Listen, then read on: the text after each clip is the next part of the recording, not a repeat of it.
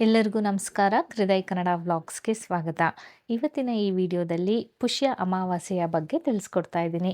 ಈ ಪುಷ್ಯ ಅಮಾವಾಸ್ಯೆಯನ್ನು ಕೆಲವೊಂದು ಭಾಗಗಳಲ್ಲಿ ಮೌನಿ ಅಮಾವಾಸ್ಯೆ ಅಂತಲೂ ಕೂಡ ಕರೀತಾರೆ, ದರ್ಶ ಅಮಾವಾಸ್ಯೆ ಅಂತಲೂ ಕೂಡ ಕರೀತಾರೆ, ಹಾಗೆ ಕೆಲವೊಂದಷ್ಟು ಭಾಗಗಳಲ್ಲಿ ಎಳ್ಳು ಅಮಾವಾಸ್ಯೆ ಅಂತ ಕರೀತಾರೆ.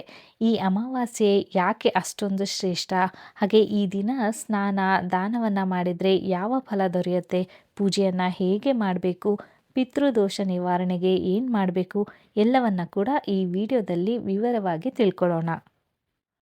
ಮೊದಲಿಗೆ ಪುಷ್ಯ ಅಮಾವಾಸ್ಯೆ ಅಂತ ಅಂದರೆ ಏನು ಅಂತ ನೋಡೋದಾದರೆ, ನಮ್ಮ ಹಿಂದೂ ಧರ್ಮದಲ್ಲಿ ಪುಷ್ಯ ಮಾಸದ ಕೃಷ್ಣ ಪಕ್ಷದ ಅಮಾವಾಸ್ಯೆ ತಿಥಿಯನ್ನು ಪುಷ್ಯ ಅಮಾವಾಸ್ಯೆ, ಎಳ್ಳು ಅಮಾವಾಸ್ಯೆ, ಮೌನಿ ಅಮಾವಾಸ್ಯೆ ಅಥವಾ ದರ್ಶ ಅಮಾವಾಸ್ಯೆ ಅಂತ ಕರೆಯಲಾಗತ್ತೆ.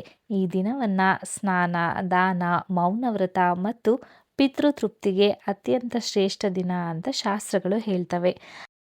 2025ರಲ್ಲಿ ಪುಷ್ಯ ಅಮಾವಾಸ್ಯೆಯನ್ನು ಯಾವಾಗ ಆಚರಣೆ ಮಾಡಬೇಕು ಅಂತ ನೋಡೋದಾದರೆ, ಅಮಾವಾಸ್ಯೆಯ ತಿಥಿ ಪ್ರಾರಂಭವಾಗುವಂಥದ್ದು ಡಿಸೆಂಬರ್ 19ನೇ ತಾರೀಕು ಬೆಳಗ್ಗೆ 4:59 ಹಾಗೆ ಅಮಾವಾಸ್ಯೆಯ ತಿಥಿ ಕೊನೆಗೊಳ್ಳುವಂಥದ್ದು ಡಿಸೆಂಬರ್ 20ನೇ ತಾರೀಕು ಬೆಳಗ್ಗೆ 7:12 ಸೂರ್ಯೋದಯದ ಸಮಯದ ಪ್ರಕಾರ. ಹಾಗೆಯೇ ಸಂಪೂರ್ಣ ಅಮಾವಾಸ್ಯೆ ನಮಗೆ ಡಿಸೆಂಬರ್ 19ನೇ ತಾರೀಕು ಇರೋದ್ರಿಂದ ಅಮಾವಾಸ್ಯೆಯ ಪೂಜೆಯನ್ನು ನಾವು ಡಿಸೆಂಬರ್ 19ನೇ ತಾರೀಕೆ ಮಾಡಬೇಕಾಗತ್ತೆ.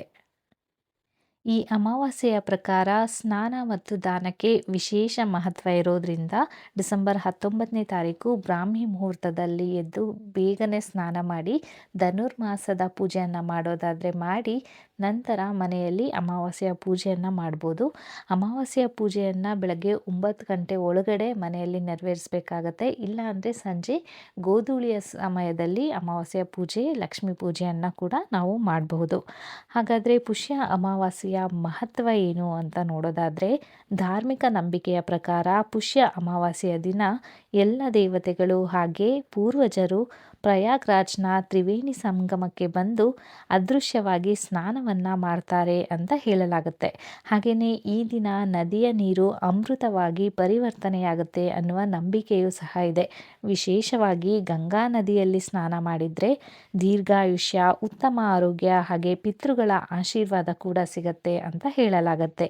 ಇನ್ನು ಗಂಗಾ ಸ್ನಾನ ಸಾಧ್ಯವಾಗದವರು ಮನೆಯಲ್ಲಿ ಗಂಗಾ ಜಲವನ್ನು ನೀರಿನಲ್ಲಿ ಬೆರೆಸಿ ಸ್ನಾನ ಮಾಡಬಹುದು. ಅದು ಕೂಡ ಸಮಾನ ಫಲವನ್ನು ನೀಡುತ್ತೆ. ಇನ್ನು ಪುಷ್ಯ ಅಮಾವಾಸ್ಯೆಯ ದಿನ ಏನು ಮಾಡಬೇಕು, ಈ ದಿನ ಪಾಲಿಸಬೇಕಾದಂತಹ ಕೆಲವು ಮುಖ್ಯ ನಿಯಮಗಳು ಯಾವ್ಯಾವು ಅಂತ ನೋಡೋದಾದರೆ, ಬೆಳಗ್ಗೆ ಬೇಗನೆ ಎದ್ದು ಯಾರೊಂದಿಗೂ ಕೂಡ ಮಾತನಾಡದೆ ನದಿ, ಸರೋವರ ಅಥವಾ ಪುಣ್ಯಕೊಳದಲ್ಲಿ ಸ್ನಾನವನ್ನು ಮಾಡಬೇಕು.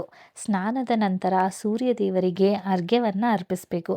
ಹಾಗೆ ಈ ದಿನ ಮೌನವ್ರತ ಆಚರಣೆ ಮಾಡುವುದು ಬಹಳ ಶ್ರೇಷ್ಠ. ಅದರಿಂದ ಮನಸ್ಸಿಗೆ ಶಾಂತಿ, ಆತ್ಮಶುದ್ಧಿ ಕೂಡ ಸಿಗುತ್ತೆ. ಹಾಗೆ ಈ ದಿನದ ದಾನದ ಮಹತ್ವವನ್ನು ನೋಡೋದಾದರೆ, ಪುಷ್ಯ ಅಮಾವಾಸ್ಯೆಯ ದಿನ ಹಸಿದವರಿಗೆ ಅನ್ನದಾನ, ಅಗತ್ಯವಿರುವವರಿಗೆ ಸಹಾಯ ಮಾಡುವುದು ಅತ್ಯಂತ ಪುಣ್ಯಕರ ಅಂತ ಹೇಳಲಾಗುತ್ತೆ.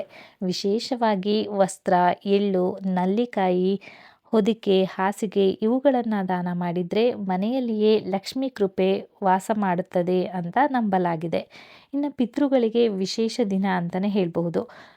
ಪಿತೃಗಳಿಗೆ ಪ್ರಾರ್ಥನೆಯನ್ನು ಸಲ್ಲಿಸುವುದು ಅತ್ಯಂತ ಮುಖ್ಯ ಅಂತ ಹೇಳಲಾಗುತ್ತೆ. ಈ ದಿನ ದೇಸಿ ತುಪ್ಪದ ದೀಪವನ್ನು ಪಿತೃಗಳಿಗೆ ಬೆಳಗಿಸಿ ಪಿತೃತರ್ಪಣವನ್ನು ಮಾಡಿದರೆ ಪಿತೃಗಳು ಕೂಡ ಸಂತೃಪ್ತರಾಗ್ತಾರೆ. ಹಾಗೆ ಅವರ ಆತ್ಮಕ್ಕೆ ಶಾಂತಿಯೂ ಸಹ ಸಿಗುತ್ತೆ, ಮನೆಗೆ ಸುಖ ಸಮೃದ್ಧಿ ಕೂಡ ಬರುತ್ತೆ ಅಂತ ಹೇಳಲಾಗುತ್ತೆ. ಇನ್ನು ಪಿತೃದೋಷ ನಿವಾರಣೆಗೆ ಅಂತ ಈ ದಿನ ಸೂರ್ಯ ದೇವರಿಗೆ ನೀರನ್ನು ಅರ್ಪಣೆ ಮಾಡಬೇಕಾಗತ್ತೆ. ಹೀಗೆ ಮಾಡೋದ್ರಿಂದ ಪಿತೃದೋಷದಿಂದ ಮುಕ್ತಿ, ಜೀವನದಲ್ಲಿನ ಅಡೆತಡೆಗಳು ದೂರ ಎಂದು ಶಾಸ್ತ್ರಗಳು ತಿಳಿಸ್ಕೊಡ್ತವೆ.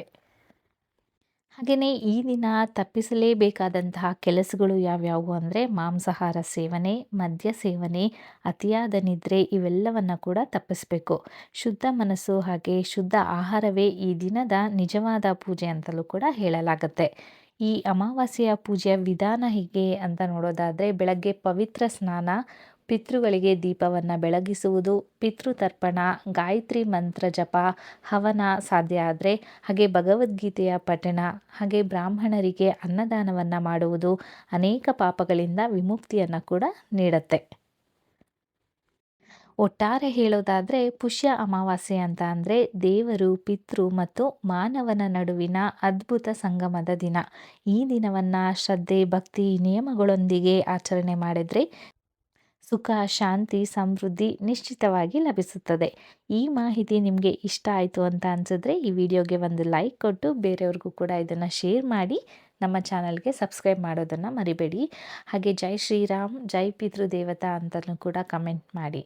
ಈ ವಿಡಿಯೋ ನೋಡಿದಂತಹ ನಿಮ್ಮೆಲ್ರಿಗೂ ಕೂಡ ಧನ್ಯವಾದಗಳನ್ನು ತಿಳಿಸ್ತಾ ಇದ್ದೀನಿ. ಎಲ್ಲರಿಗೂ ಕೂಡ ನನ್ನ ನಮಸ್ಕಾರಗಳು.